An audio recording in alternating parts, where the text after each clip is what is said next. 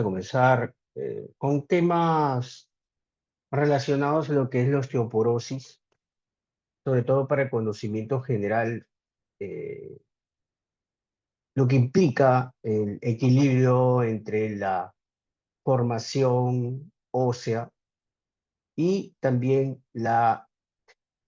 eh, el proceso de rehacer hueso, ¿no? Vamos a ver esta primera parte. Y posteriormente vamos a tocar netamente algunos de los factores de riesgo para desarrollar osteoporosis, la clasificación de osteoporosis, un poco sobre el diagnóstico con densitometría ósea, algunos de los fármacos que se utilizan para manejo, y lo importante es cómo vamos a hacer el seguimiento de nuestros pacientes, ¿no? Entonces definimos la osteoporosis como un trastorno caracterizado por una masa ósea baja. Y esto va a conllevar también a un deterioro de la microarquitectura del tejido óseo. Esto, como consecuencia, va a aumentar la fragilidad de este tejido y con lo consecuente en nuestros pacientes se puede conllevar a un aumento del riesgo de fractura, ¿no? Entonces, la fuerza ósea refleja la integración de dos características principales: la densidad ósea y la calidad ósea, ¿ya? La densidad ósea la podemos medir, para eso vamos a usar la densitometría ósea. Y bueno, la calidad ósea se puede eh, ver de manera indirecta, no es tan fácil de cuantificar, pero lo importante es que nosotros tengamos una medición para ver qué densidad ósea tiene el paciente y según eso evaluar también los riesgos para ver si es que nuestro paciente necesita o no tratamiento, ¿no? No van a existir síntomas de masa ósea baja a menos que se produzca una fractura. Y esto es importante que ustedes conozcan que mm, los trastornos relacionados con la densidad ósea no van a producir síntomas.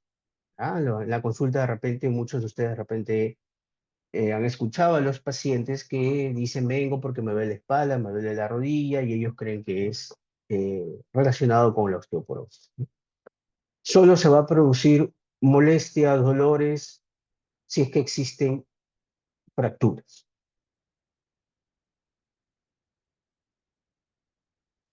¿Cuál es la prevalencia e incidencia de la osteoporosis a nivel mundial? Se ve que hay más de 200 millones de personas en todo el mundo con este padecimiento, ¿no? Y se prevé que las fracturas de cadera aumenten para el año 2050, en 240% en mujeres y 320% en hombres, ¿no?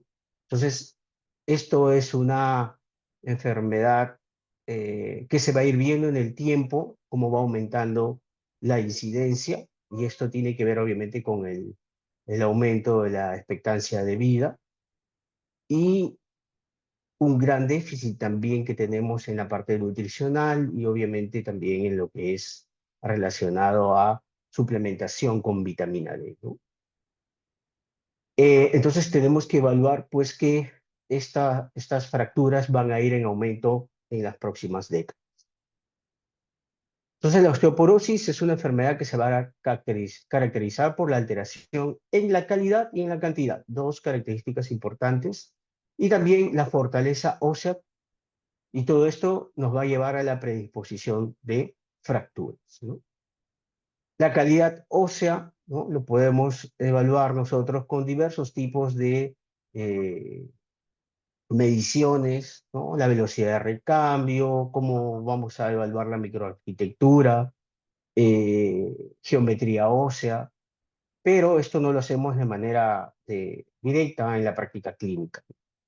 Lo que vamos a utilizar entonces es la medición de la cantidad ósea utilizando la densitometría. ¿Cuáles son los determinantes entonces de la masa ósea? Entonces, en nuestro desarrollo, nosotros debemos alcanzar un pico de masa ósea, es decir, el máximo desarrollo de la masa ósea en nuestro organismo, ¿no? Pero hay determinantes. Uno de estos son los factores nutricionales que justamente les estaba mencionando, que tiene relación también con, obviamente, el lugar donde vivimos, si es que nos alimentamos de manera adecuada.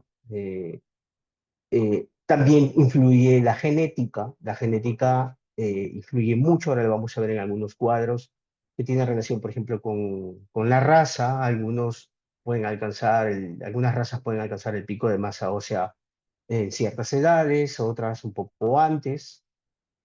Los factores hormonales, aquí influye mucho el sexo, por ejemplo, ¿no? En el caso de las pacientes mujeres, tienen que tener un tratamiento adecuado en la forma nutricional para que ellas alcancen un pico de masa ósea eh, adecuado y evitar que al no alcanzar este pico por una mala nutrición, al momento de llegar a la menopausia, pues lleguen más rápido a la osteoporosis.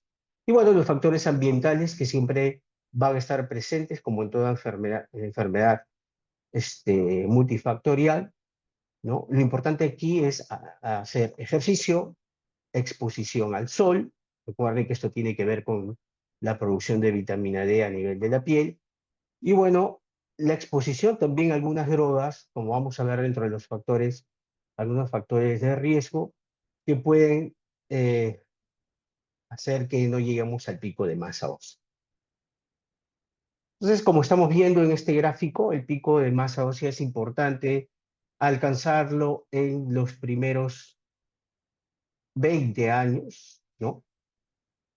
Y para que en el caso de las mujeres, ya por los cambios hormonales, puedan llegar posteriormente con una pérdida fisiológica por problemas hormonales, sin llegar a tener disminución de la masa ósea, ¿no? Este es el pico máximo que nosotros debemos alcanzar. Posteriormente vamos a ver algunas diferencias entre sexos, ¿no? Entonces el pico de masa ósea va a ser la mayor densidad o masa ósea que se va a alcanzar a lo largo de nuestras vidas, y vamos a tener también que tenerlo en cuenta para la evaluación posterior de nuestros pacientes, ¿no? Se alcanza cuando se ha logrado el máximo crecimiento en el tamaño del hueso y también acumulación mineral ósea.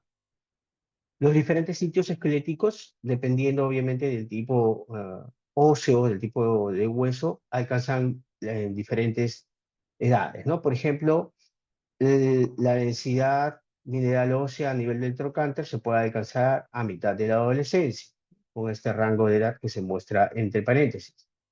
También la densidad mineral a nivel del cuello femoral, que se llega al pico en la última parte de la adolescencia, y la densidad de la columna en la primera parte de los 20 años. Entonces, tenemos que, dependiendo del tipo de hueso que estamos evaluando, también se van a llegar al pico de masa ósea. Recordemos entonces que el tejido óseo puede estar formado por diversos tipos de tejidos, ¿no? Principalmente hueso compacto, también conocido como hueso cortical, ¿no? Y también tenemos el hueso esponjoso, también conocido como hueso trabecular, ¿no? Y esta red de trabéculas de capa interna esponjosa va a ser más ligera y menos densa que el hueso cortical. Recordemos un poco, ¿no? La parte histológica, cómo está distribuida la estructura, que tiene relación también con las cargas que van a llevar estos tejidos dependiendo de su ubicación. Entonces sabemos que el hueso tiene un ordenamiento, ¿no? Tal que las trabéculas se van a conectar entre sí y están orientadas de acuerdo a ciertas líneas de tensión. Esto va a dar rigidez y fortaleza entre fuerzas de compresión y torsión, ¿no? Se requiere sobre todo en vértebras y en cuello femoral. Entonces debemos de tener rigidez y fortaleza en zonas con mayor cantidad de compresión y torsión.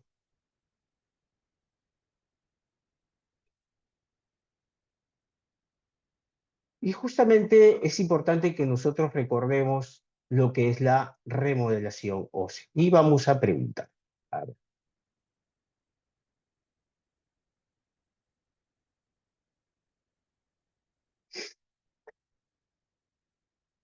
A ver, se encuentra Claudia Lucía, Claudia Izaguirre.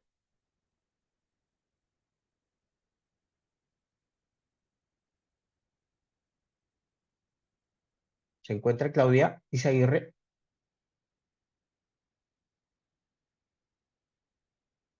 No está. A ver, sigamos preguntando.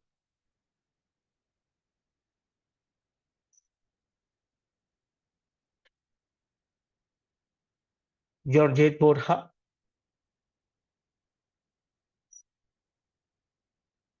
Sí, doctor. ¿Qué tal? Buenas tardes, Georgette. Georgette, ¿qué Mm, recuerdas tú de la remodelación ósea? am, o sea, bueno, lo que recuerdo es que o sea, es básicamente la participación tanto de los osteoblastos como los osteoclastos. Entonces, la remodelación ósea es cuando el hueso viejo ya es como que cumple su tiempo de vida, por así decirlo. Y son los osteoclastos quienes quitan ese hueso viejo y los osteoblastos comienzan a producir nuevo hueso. Muy bien, ok. Entonces tenemos participación de ciertas células, como ha mencionado su compañera, ¿no? Vamos a tener células especializadas. Tenemos osteoblastos, ¿no? Y osteoclastos. Y vamos a tener otros tipos de acciones, ¿no? Como citoquinas, acción hormonal, participación del tejido óseo, también del colágeno, en fin. Hay una serie de células y sustancias como las citoquinas, hormonas, como estrógenos, paratormona, calcitonina, etcétera, que van a participar en todo lo que en conjunto llamamos remodelación ósea. Pero acá tenemos células principales que vamos a ir viendo nosotros su participación, ¿no? Entonces, lo que normalmente debe ocurrir, ¿no? Que este recambio, esta remodelación ósea, se mantenga en el tiempo constante sin que una predomine sobre la otra, ¿no? La cantidad de masa ósea no aumenta, no va a disminuir y el tejido óseo está en constante formación y resorción. Eso tiene que ver un equilibrio. Y bueno, la velocidad de recambio óseo tiene que ver con este equilibrio, ¿no? Entre la resorción ósea y la formación ósea. Debemos de recordar que los osteoclastos son los principales que van a participar en la resorción ósea. Tiene que haber una activación de los osteoclastos. ¿Recuerdan cómo se activan los osteoclastos? A ver, preguntemos.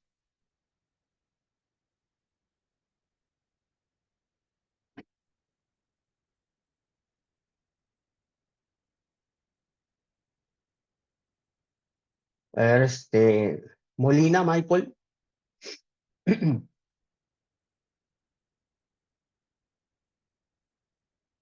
se encuentra,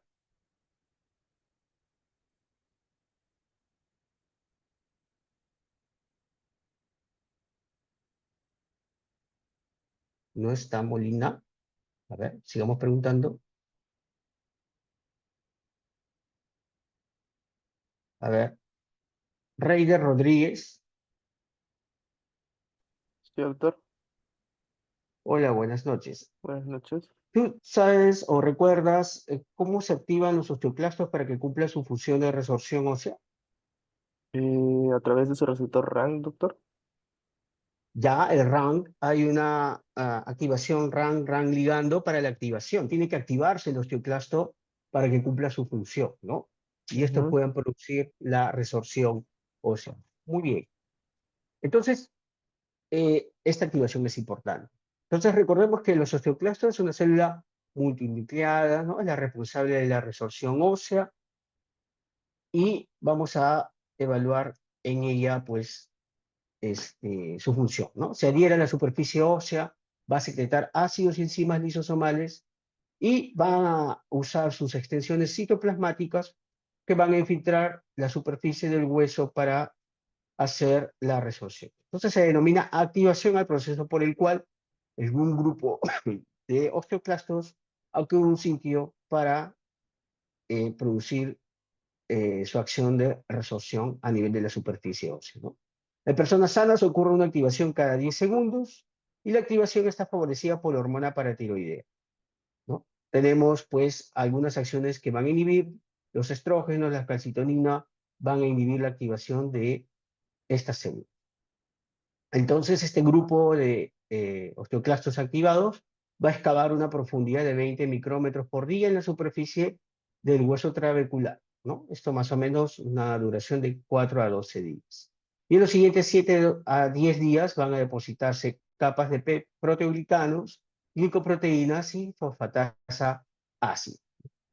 Posteriormente va a disminuir esta actividad de los osteoclastos, denominándose esta fase la fase de reversión. Entonces ya sabemos la activación de los osteoclastos, sus compañeros nos estaban hablando sobre la acción del RAN ligando, tenemos también activación por medio de ciertas hormonas, ¿no? La paratormona, también la acción de la osteoprogesterina, y tenemos algunos que van a inhibir la acción de los osteoclastos. Entonces vamos a ver la función del osteoclasto activado en la resorción ósea. Por lo tanto, al momento de producir la resorción, va a haber también un proceso de formación osteoblástica, ¿cierto? Recuerden ustedes, los osteoblastos son los que van a producir esa formación para poder mantener la estructura del hueso. Entonces, en la osteoporosis aumenta el número de osteoclastos y osteoclastos activados 3 veces en promedio, ¿ya? Originando una mayor profundidad y diámetro de la cavidad de resorción. Por lo tanto, en la osteoporosis vamos a tener mayor cantidad de osteoclastos activados y que van a producir, pues, esta cavidad de mayor tamaño. Seguidamente, el número de osteoblastos va a aumentar para tratar de compensar. Recuerden que los osteoblastos son los que tienen la función para la formación ósea, ¿no?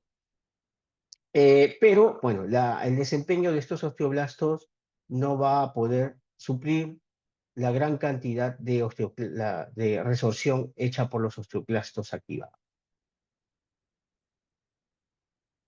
Entonces, ¿cómo vamos a evaluar nosotros a los pacientes que tengan, pues, alguna alteración? Ya están teniendo alteraciones, de repente por la parte hormonal, en el caso de las mujeres posmenopáusicas, ¿no? Entonces debemos entender algo, ¿no? ¿Qué es lo que se considera una fractura por fragilidad ósea en pacientes adultos? Entonces, ¿qué es esto, no? Es aquella definida como la resultante por una caída de su propia altura durante la realización de una actividad física, ¿no? Una actividad mínima, cotidiana o por trauma. Típicamente va a ocurrir a nivel de columna vertebral, cadera y antebrazo. Las fracturas vertebrales pueden ocurrir sin trauma, ¿no? Caracterizan la fragilidad del hueso y pueden ser asintomáticas en algunos casos. Se necesitan estudios imagenológicos para su detección.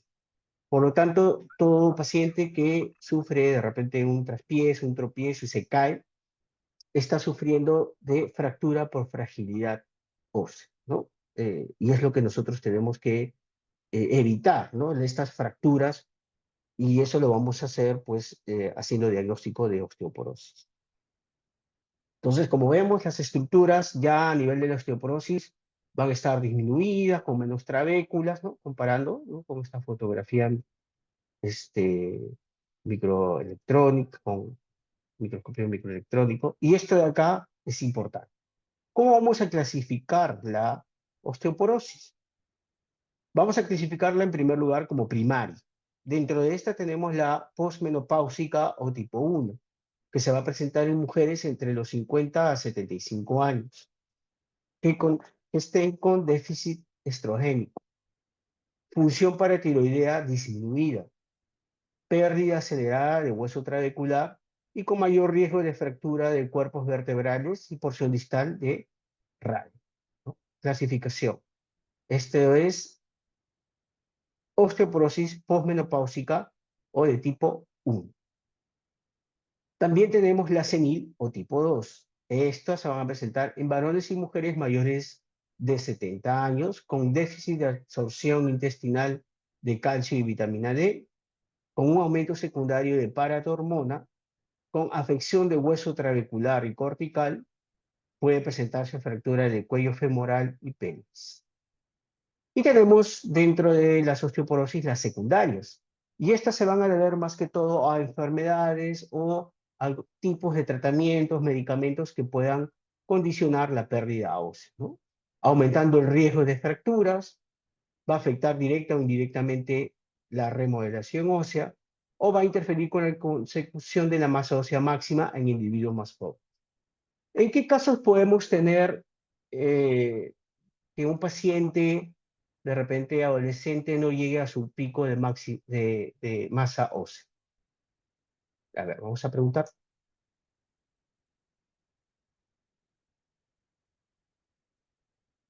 A ver. Deyanira sin fuegos.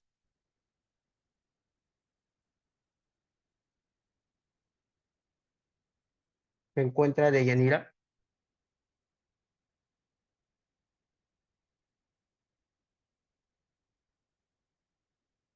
No se encuentra. A ver, sigamos preguntando. Ángel Robles.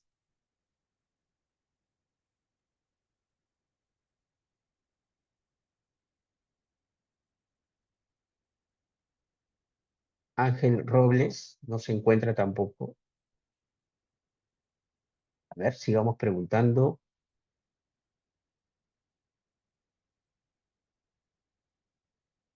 A ver. Nayeli Condori. Sí, doctor, buenas noches. ¿Qué tal? Buenas noches. Por ejemplo, ¿qué factor condicionaría una osteoporosis secundaria en un paciente adolescente?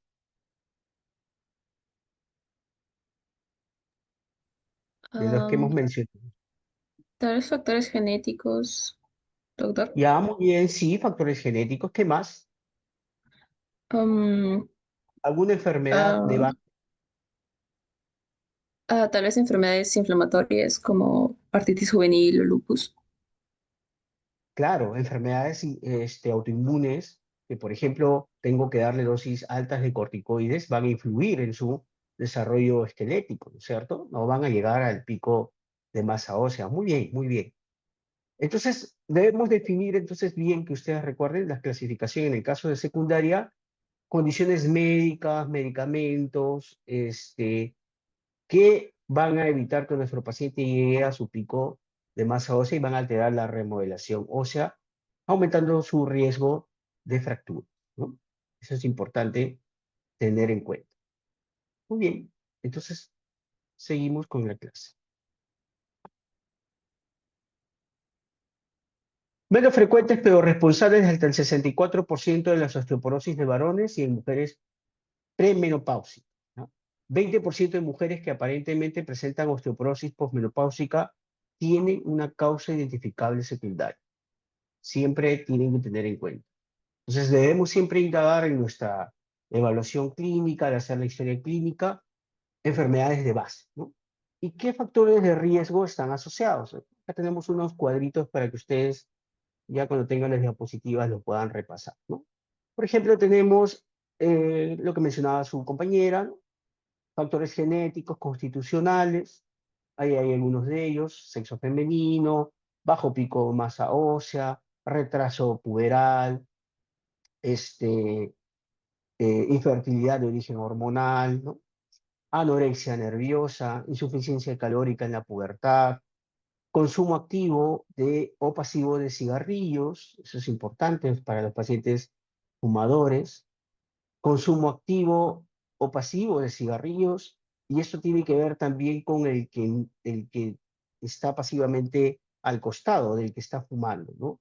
Que también va a aumentar su riesgo de osteoporosis, sedentarismo e inmovilización, ¿no? Podemos ver de repente algunos pacientes postrados en inmovilización, que va a aumentar su riesgo de osteoporosis. Medicamentos, bueno, a la cabeza glucocorticoides. Bueno, ahí definen algunas dosis, ¿no? Como mayor o igual a 5 miligramos por día de prednisolona o su equivalente, o terapias con otros tipos de esteroides, anticonvulsivantes, también está asociado a este riesgo de osteoporosis, el uso de anticoagulantes, etcétera, ¿no? Y también enfermedades predisponentes, como se han estado mencionando algunas de ellas, enfermedades de repente autoinmunes, artritis reumatoide, es la que está más asociado a mayor riesgo de desarrollo de osteoporosis, ¿no? Algunas infecciones, como infección de virus de inmunosuficiencia humano, cánceres no controladas y neoplasias hematológicas también van a aumentar el riesgo de osteoporosis en pacientes. Vamos a evaluar, importante, sí, con algunos exámenes de laboratorio, podemos evaluar de repente cómo está el calcio.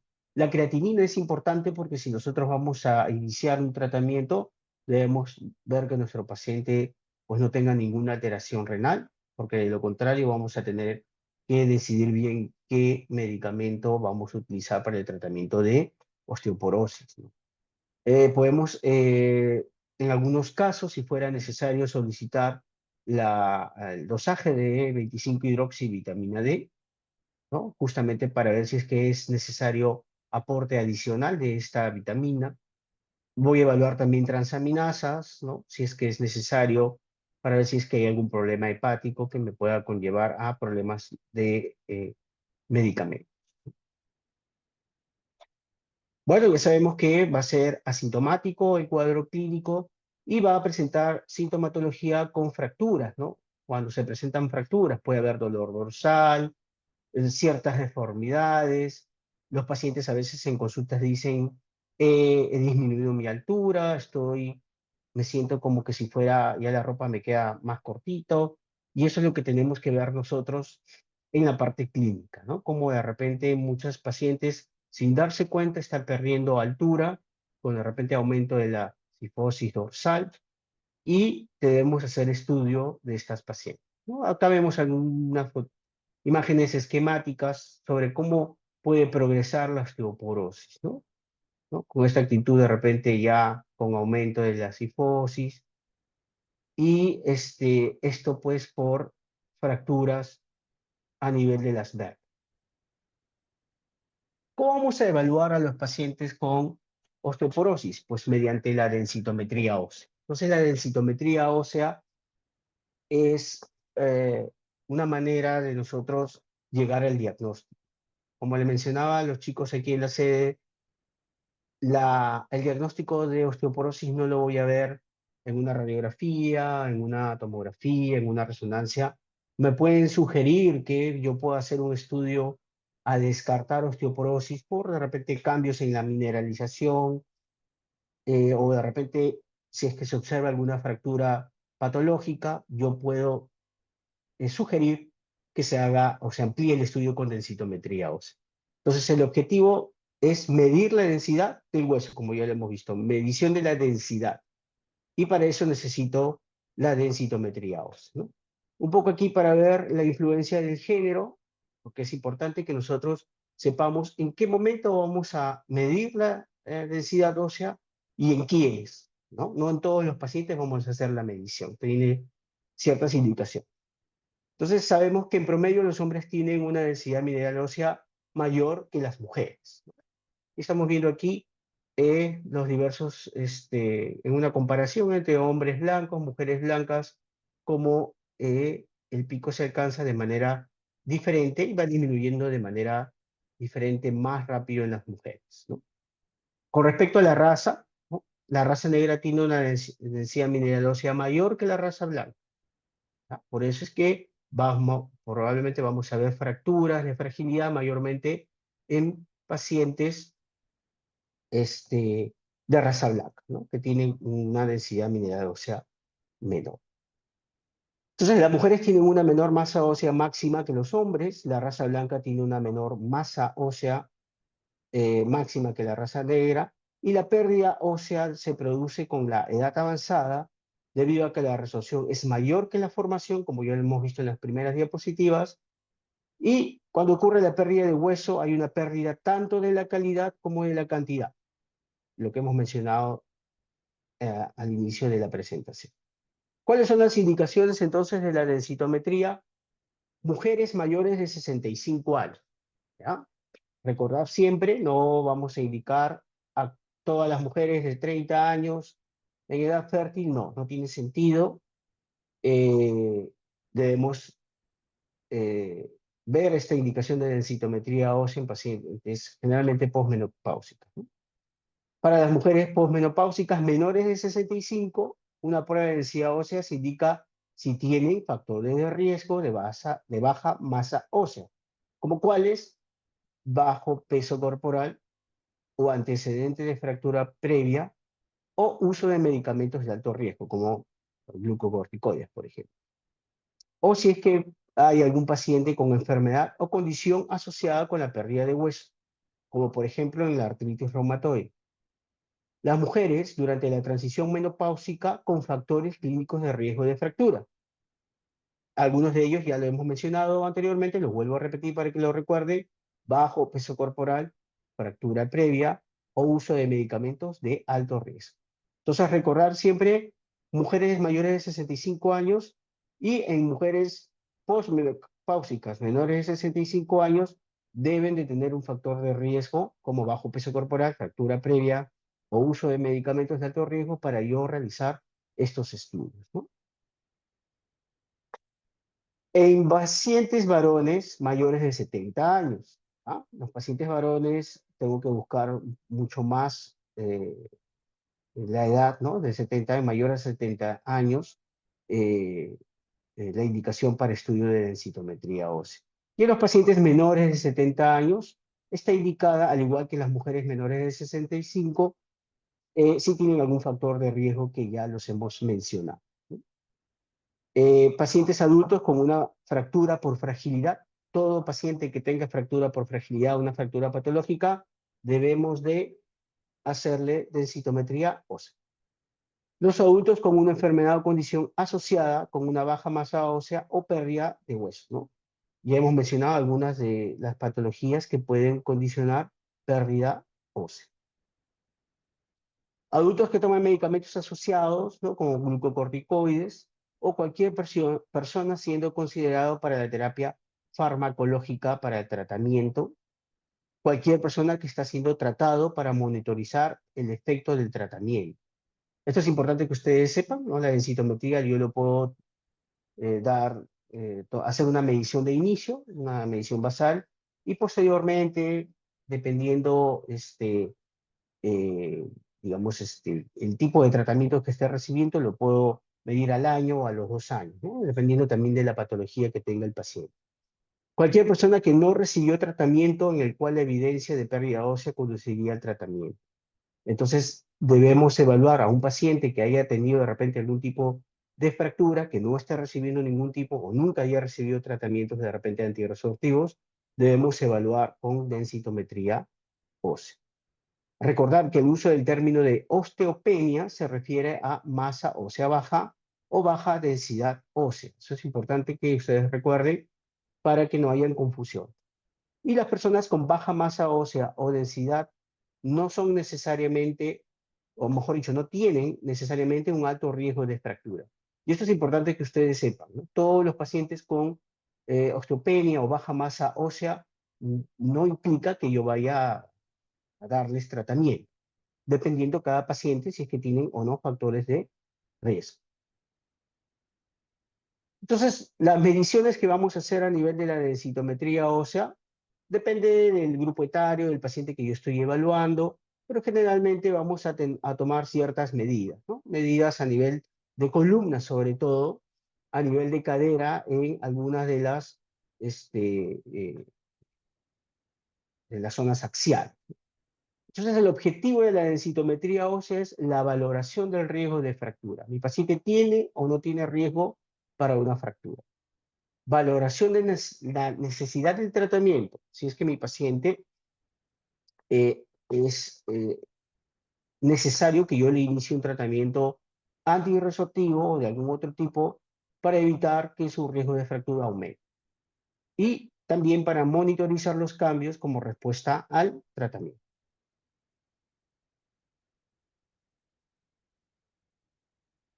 Vamos a tener pues dos tipos de densitometría, la densitometría ósea completa, en el cual vamos a hacer el escaneo de dos áreas anatómicas, nieve de la columna anteroposterior y proximal, y fémur proximal o cadera. Pero si ninguna de estas puede ser evaluada, puedo utilizar el antebrazo, que es el tercio medio o radio al 33%. Entonces, para yo hacer mi diagnóstico, solo necesito columna y cadera. Dentro de cadera, fémur proximal, que es lo que yo puedo evaluar, o a nivel de cuello.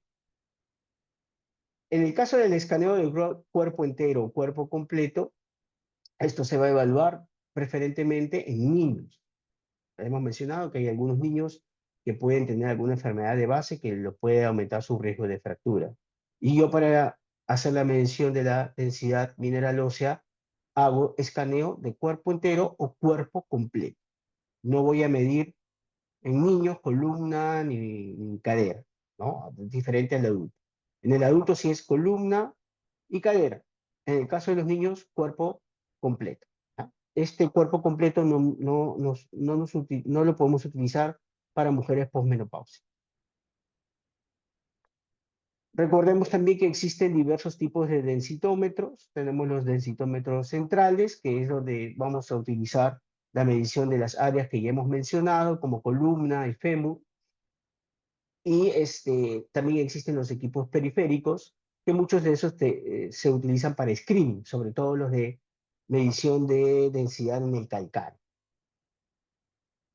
Entonces los densitómetros periféricos van a ser útiles como despistaje o tamizaje. Esto es lo que de repente ustedes en algún momento han visto en campañas donde la gente pone el talón, ¿no?, en una máquina y le sale si es que está en osteoporosis o en osteopenia. Todos estos pacientes, posteriormente a una evaluación médica, tiene que hacerse una densitometría central, ¿no? Pero se utilizan porque son de costo menor, ¿no? No lo debemos utilizar para diagnóstico, solamente como tamizaje, ¿no?, para campañas, etcétera. No son buenos indicadores en el monitoreo de tratamiento, por lo tanto yo no debo utilizar estos densitómetros periféricos para controles, ¿no? Y bueno, las regiones más utilizadas para esto son el antebrazo y el talón. Con respecto a la medición de la densitometría pues, central, vamos a utilizar, como ya mencioné, columna lumbar, y aquí vamos a tener en cuenta ciertos parámetros, ¿no? Vamos a tener en cuenta ciertos reparos anatómicos, recordar las apófisis transversas no suelen verse, pero a veces se pueden ver a nivel de la L3. La última vértebra con costilla, recuerden, la T12, que es la que debemos de ver para la correcta posicionamiento de la medición de las vértebras. Las crestas ilíacas generalmente están a la altura de la cuarta vértebra lumbar o del disco L4, L5. Recordar posicionamiento de las crestas ilíacas, ¿no? Y el decúbito lateral L4 no puede ser analizada por la superposición pélvica. Pero recordar sobre todo estas puntos de referencia para ver que esté con una buena medición en la columna, ¿no? Con respecto a la parte del fémur proximal, tenemos 4 regiones de interés: cadera total, cuello femoral, región intertrocantérica y triángulo de Watt, ¿no? Y generalmente nosotros para hacer el informe de densitometría vamos a usar cadera total y cuello femoral, ¿ya? Esto es para ver los valores del T-score que se van a medir en la máquina, ¿no? En el caso del antebrazo en densitometría, utilizamos el tercio distal con 33% o región del tercio medio, ¿ya? Esto es importante ante pacientes que no podamos medir ni columna ni cadera, por ejemplo, por uso de prótesis o antecedentes de fracturas, artefactos que puedan con lo cual no podamos medir la densidad a nivel de la columna. Debemos de tener siempre el antebrazo para una medición en el caso de que en columna y cadera no podamos hacer correctamente la medición de la densidad ósea, ¿no? Entonces hay que tener en cuenta el antebrazo. Si hay en algunos informes de densitometría columna, cadera y antebrazo, solo se hace el diagnóstico viendo el T-score en cadera y columna, ¿no? El antebrazo, si es que hay alguna manera que no puede evaluar las dos anteriores. Vemos aquí algunas de las mediciones para una densitometría adecuada, ¿no? Que tiene que estar bien centrada, deben insinuarse las crestas ilíacas, no deben observarse cuerpos extraños, ¿ya? Las líneas de división deben estar correctamente colocadas, como estamos viendo aquí, entre vértebras, de L1 a L4, y los márgenes vertebrales laterales e intervertebrales estén correctamente posicionados. Y para hacer yo la interpretación, debo de tener como mínimo 2 vértebras valorables, ¿ya? ¿Por qué? Porque vamos a ver que en algún momento alguna de las vértebras las podemos excluir si es que entre las diferencias del T-score entre vértebra y vértebra, la diferencia es mayor a una desviación estándar. Esa vértebra la debo de excluir y no la debo de tomar en cuenta para la medición final, ¿no? En el caso de la cadera, pues igual debo tener un posicionamiento adecuado y el correcto posicionamiento es rotación interna, ¿no? En el cual yo voy a ver, debe ser visible toda la cabeza femoral y el acetábulo, y el trocante menor debe ser pequeño o solo insinuarse. Entonces, toda densitometría con un trocante menor pronunciado está mal tomado.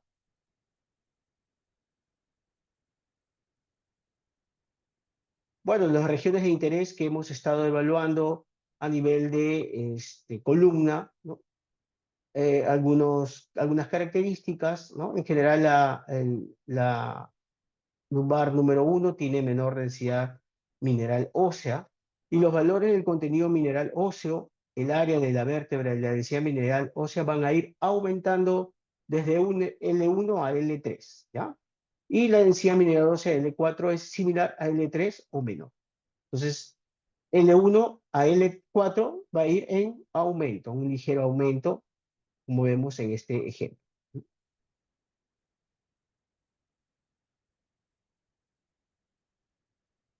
Bueno, con respecto a la cadera, vamos a evaluar más cadera total y cuello femoral para la valoración del T-score, ¿no? Para decidir si es que es osteoporosis o no. Y nosotros vamos a ver aquí, pues, en los informes de las máquinas que hacen las densitometrías, ciertos valores, ¿no? Como por ejemplo el T-score, ¿no es cierto? Y el T-score es el que nos va a dar la valoración en un grupo de pacientes, ¿no? Esto es un poco para que conozcan la ubicación de ciertos informes de los densitómetros para la valoración. Entonces, el valor que la persona debería tener en condiciones ideales con relación a su edad, sexo, talla y peso, ¿no? La mayoría de equipos usa como valor referencial la densitometría, la densidad mineral ósea, ¿ya? Que debería tener el paciente a los 29 años de acuerdo a su edad, talla, sexo y peso. A este valor se le denomina T-score, ¿no? Y se va a expresar en desviaciones estables. Entonces, este es el valor que la persona debe tener en relación a la edad, sexo, talla y peso. El T-score. Eso es lo que arroja la máquina. En el caso de para hacer el diagnóstico de osteoporosis, ¿con qué valores de T-score, según la OMS, está definido? Vamos a preguntar, porque eso no lo he puesto aquí. A ver.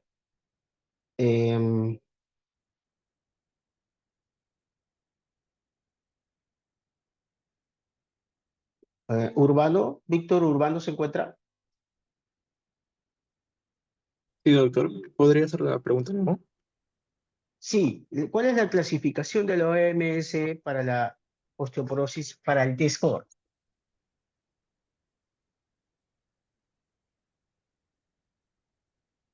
Mm, no, desconozco, doctor.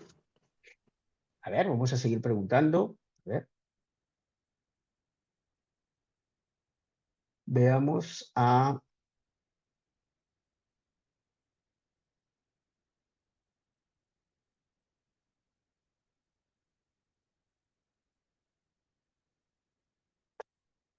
Luis Marchán.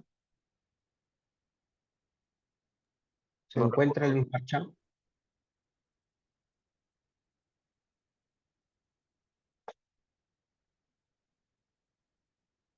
¿No está? Sigamos preguntando. ¿Algún voluntario conoce los valores del T-score según la OMS? Si es menos o bueno, mayor a -2,5 se considera osteoporosis y entre -1 a 2,4 a -2,4 osteopenia y arriba de -1 lo que era normal. Claro, a partir de -2,5 hacia abajo, recuerdo que son números negativos, es osteoporosis. Y de ahí hasta -1, osteopenia. Por lo tanto, dependiendo del valor que me va a arrojar el densitómetro, yo voy a hacer pues el diagnóstico.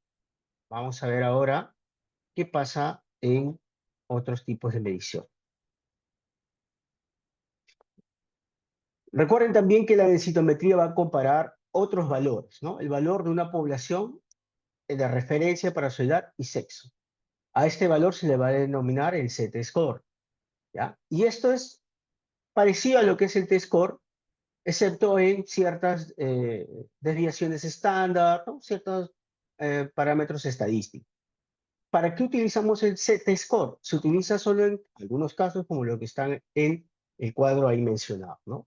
Mujeres premenopáusicas mayores de 20 años hasta la menopausia, ¿ya? En ese grupo etario, recuerden ustedes que el T-score lo voy a usar en mujeres posmenopáusicas, mayores de 65 años o menos de 65 con algunos factores de riesgo. Pero las que se encuentran en mayores de 20 años o hasta que lleguen a la menopausia, voy a utilizar el Z-score. En niños varones y mujeres menores de 20 años, ¿no? ¿Y cómo lo voy a interpretar? Pues valores de -2 desviaciones estándar se debe sospechar alguna causa secundaria. Entonces, cuando yo tenga un valor de menores de -2 en el Z-score, y el Z-score lo podemos valorar, en algunos casos lo vamos a valorar en por ejemplo, acá vemos el T-score y el Z-score. Entonces, en pacientes, mujeres premenopáusicas, adultos, o pacientes jóvenes de 20 años, por ejemplo, Z-score, en el caso que se esté haciendo el estudio ante de repente alguna patología. No voy a ver el T-score, sino el Z-score. Y si tiene un valor menor a -2 desviaciones estándar, sospechar de patología secundaria. ¿Ya? Recordar siempre el Z-score. Entonces, ¿cómo vamos a evaluar el cambio en la densitometría? Entonces, para valorar el cambio, yo debo de tener en cuenta que debo hacer una comparación de dos densitometrías hechas en el mismo equipo, ¿ya? No puedo valorar una en un equipo de una institución y el otro de otra institución si son de diferentes marcas. Tiene que ser una misma marca porque usan un software que tiene que ser comparable. De lo contrario, no puedo hacer comparaciones ni evaluar cambios, ¿ya? La columna es el área de preferencia para el monitoreo por el alto contenido de hueso trabecular y el lugar anatómico de mayor incremento en densidad mineral ósea en pacientes tratados. Entonces yo puedo valorar la columna. En cadera, la región de interés de cadera total es de elección para el monitoreo debido a que tiene una mejor precisión y más hueso trabecular que el cuello femoral. El examen del cuerpo entero no es de utilidad en el monitoreo del paciente con osteoporosis, recordar eso. Y el antebrazo no debe usarse para el monitoreo en pacientes con osteoporosis debido a apoyo de respuesta a tratamiento. Entonces, si tengo un paciente que solamente puedo medir el antebrazo, no puedo valorar cambios en la densidad mineral ósea comparando dos densitometrías porque es de difícil para hacer el monitoreo a este nivel.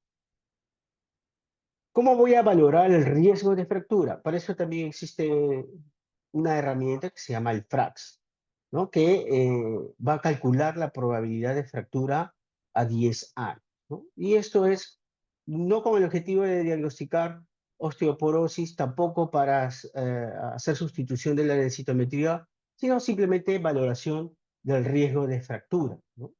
Permite al clínico identificar mujeres asintomáticas con osteoporosis antes de que presenten una fractura.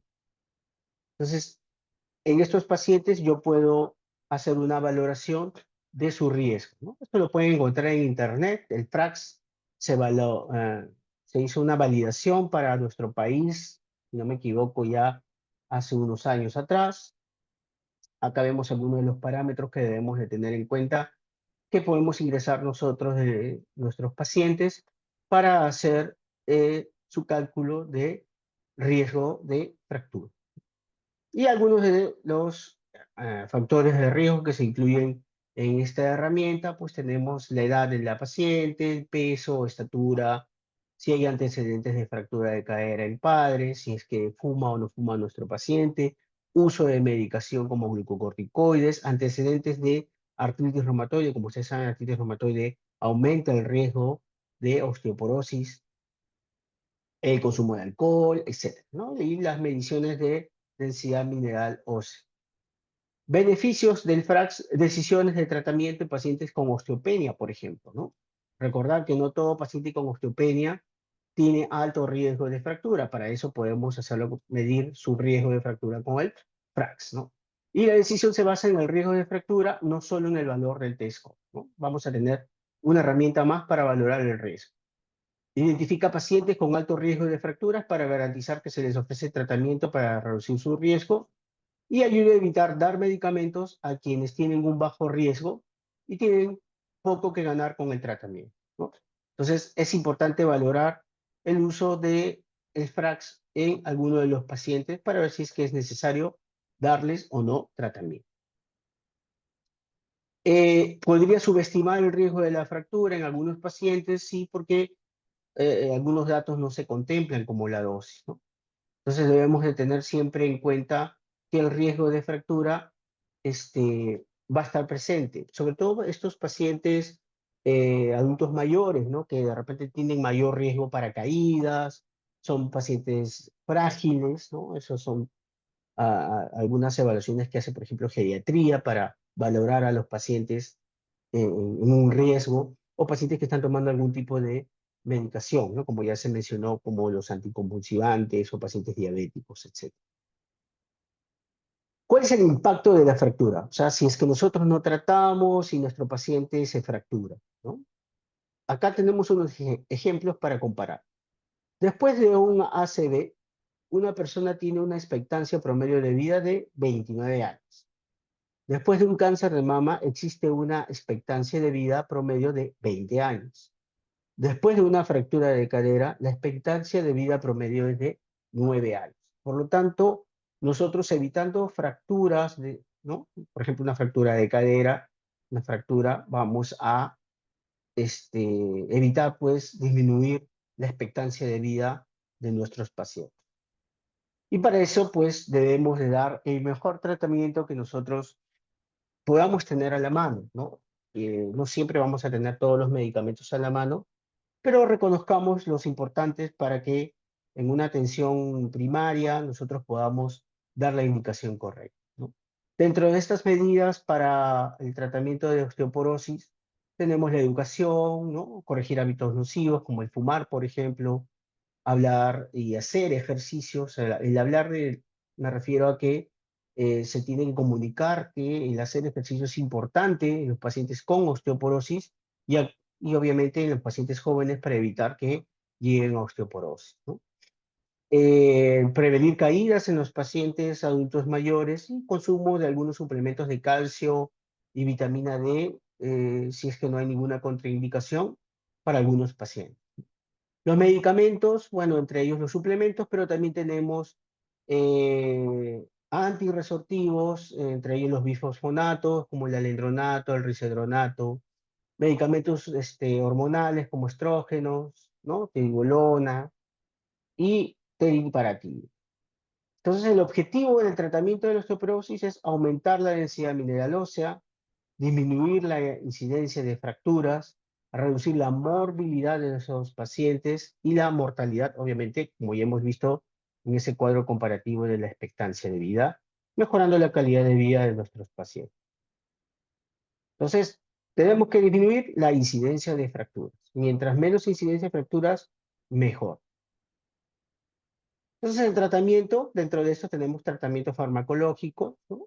Para mujeres posmenopáusicas con osteoporosis se prescriben para disminuir el riesgo de fracturas por fragilidad. Hay muchos medicamentos que se han aprobado, ¿no? Que tienen gran eficacia. Vamos a ver algunos de ellos nada más.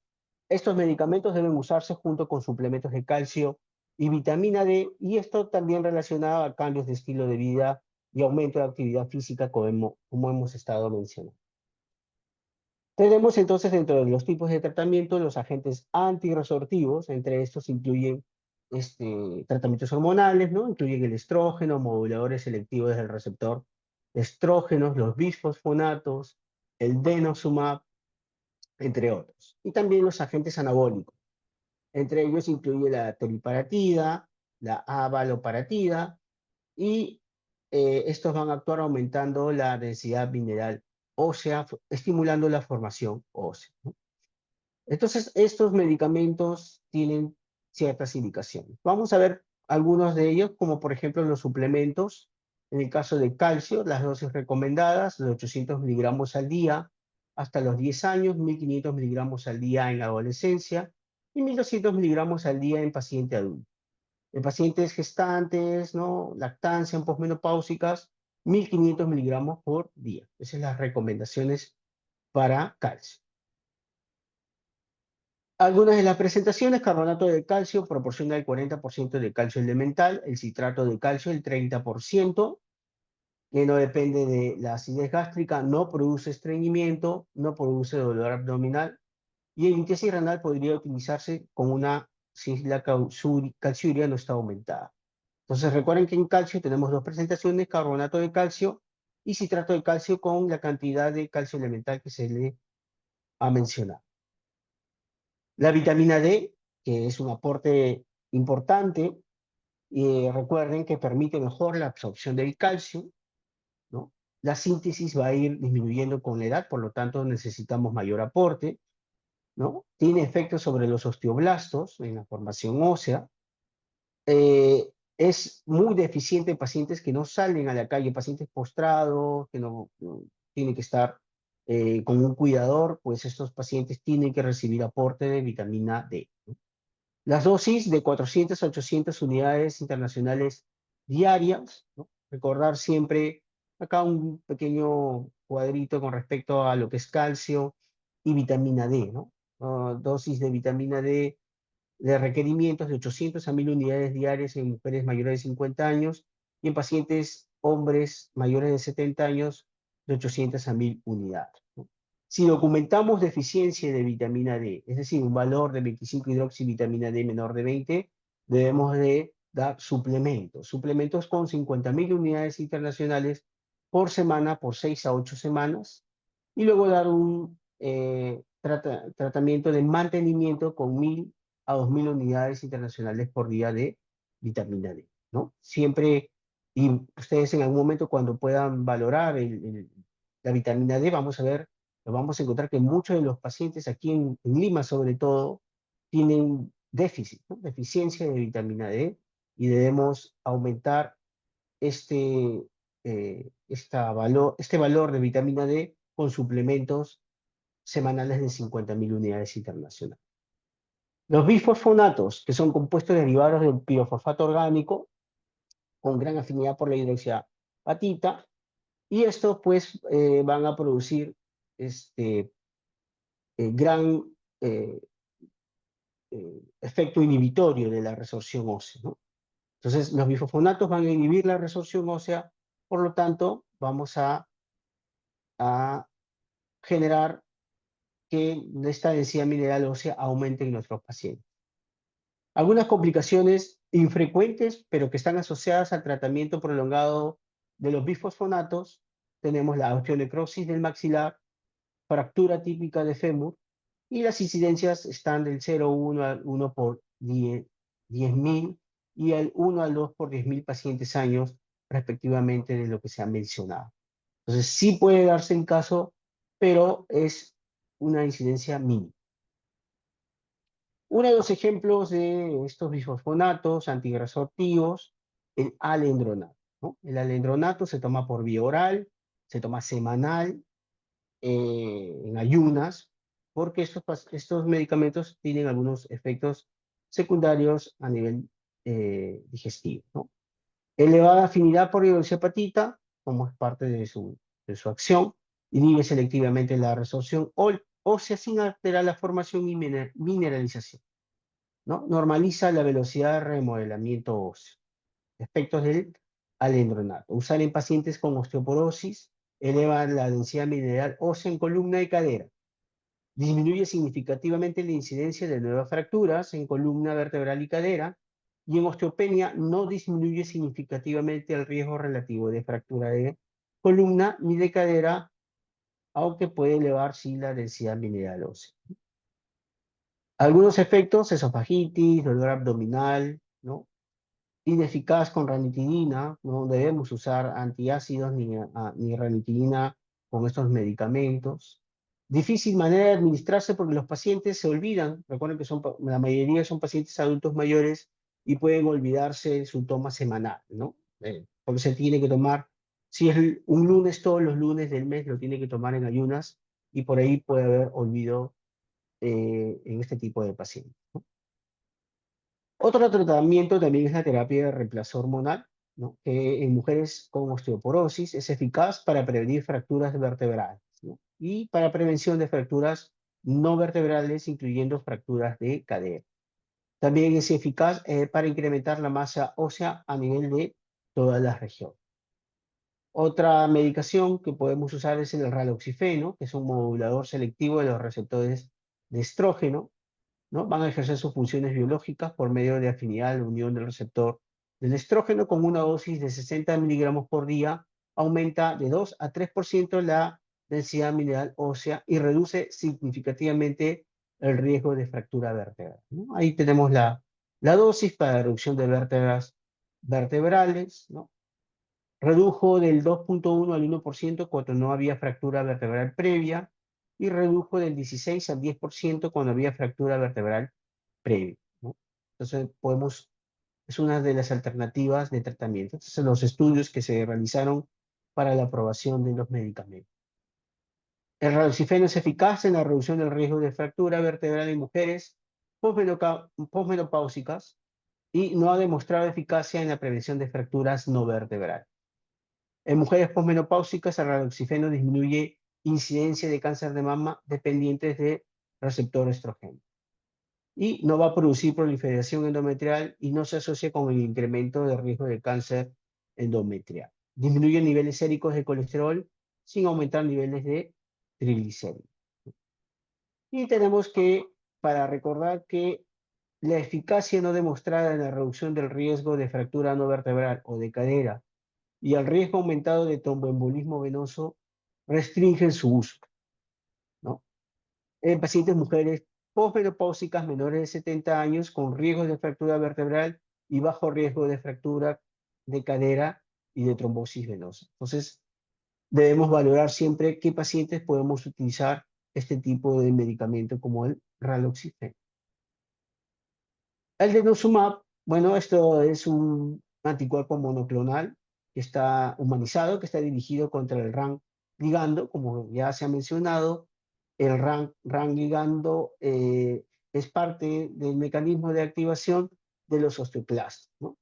Aprobado por la FDA para la prevención de fracturas de cadera, fracturas vertebrales y no vertebrales en mujeres posmenopáusicas. El estudio que se valoró su uso en el estudio Freedom, ¿no? Con 7.868 pacientes posmenopáusicas, se evaluó la eficacia en la reducción del riesgo de fractura, con una dosis de 60 miligramos subcutáneo semestral. Cada 6 meses subcutáneo se puede colocar este medicamento, ¿no?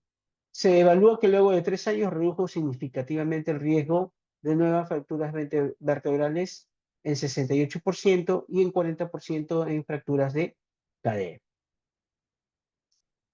Recordar que suspender denosumab de manera brusca, va a haber una rápida reversibilidad. Eso quiere decir que puede haber un efecto rebote o generar mayor resorción ósea, ¿no?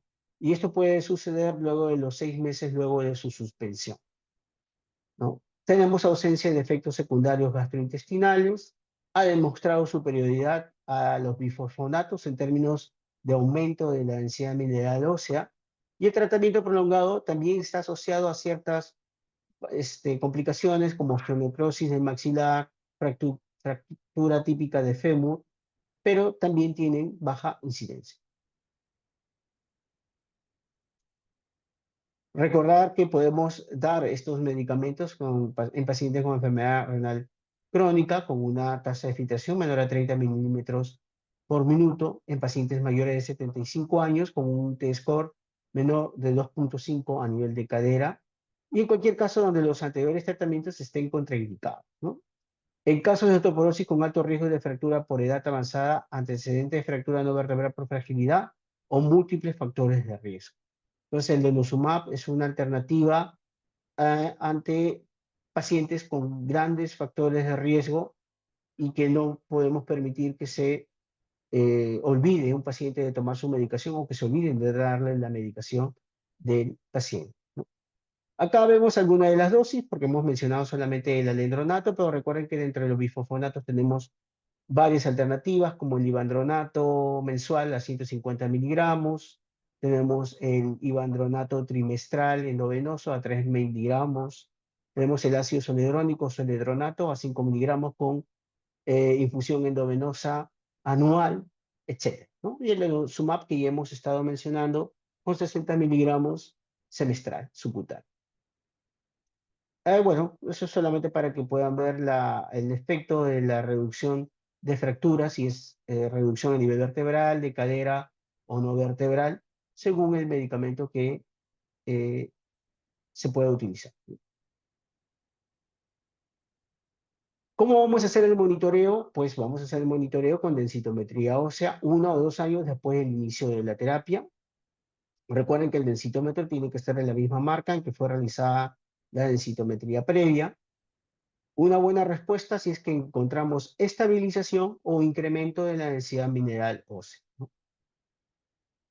¿Cómo vamos a valorar este incremento? Utilizando el cambio mínimo significativo, el CMS, derivado de la desviación estándar del error del sitio de medición. Esto lo va a calcular el software del densitómetro, ¿no? Nos va a dar valores cuando tengamos dos estudios, ¿no? Un estudio actual y el estudio previo, y es donde se hace este cálculo, ¿no?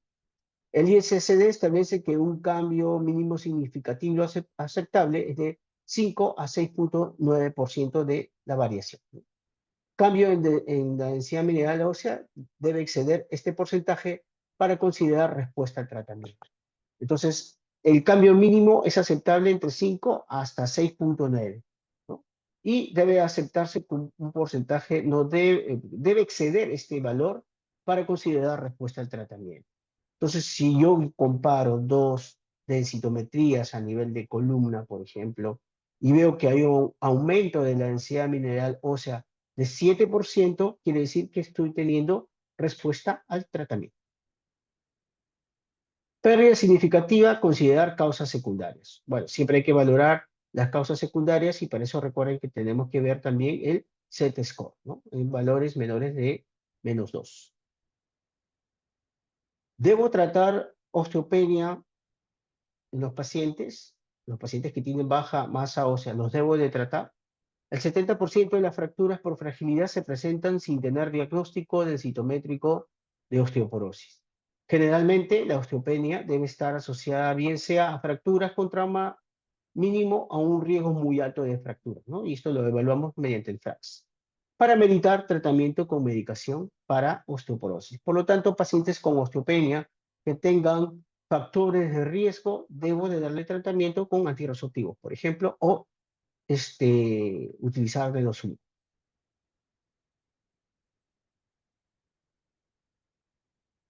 Muy bien, chicos. ¿Alguna pregunta?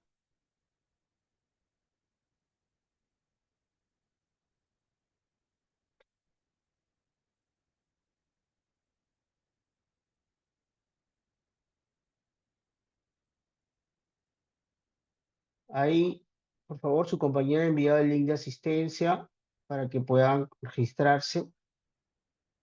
Y bueno, si no hay preguntas, chicos, recuerden ustedes que el estudio de la densitometría ósea tiene sus indicaciones. Por favor, cuando ya ustedes terminen la carrera, egresen como médicos generales, no pidan densitometrías a todo el mundo, eso no está bien, y valorar siempre el riesgo de fractura en nuestros pacientes, ¿no? Para ameritar tratamiento, ¿no? Hay pacientes, no a todo paciente que tenga osteopenia le vamos a dar tratamiento antirreceptivo, por ejemplo, ¿no? Tenemos que valorar sus factores de riesgo, como por ejemplo enfermedades de base, ¿no?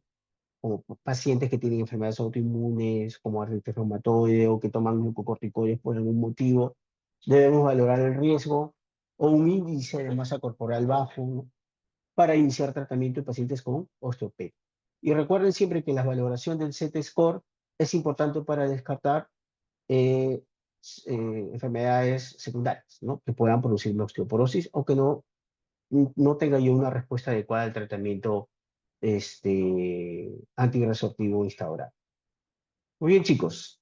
Eso sería todo y bueno, a repasar para su examen. Gracias. Gracias, doctor. Hasta luego.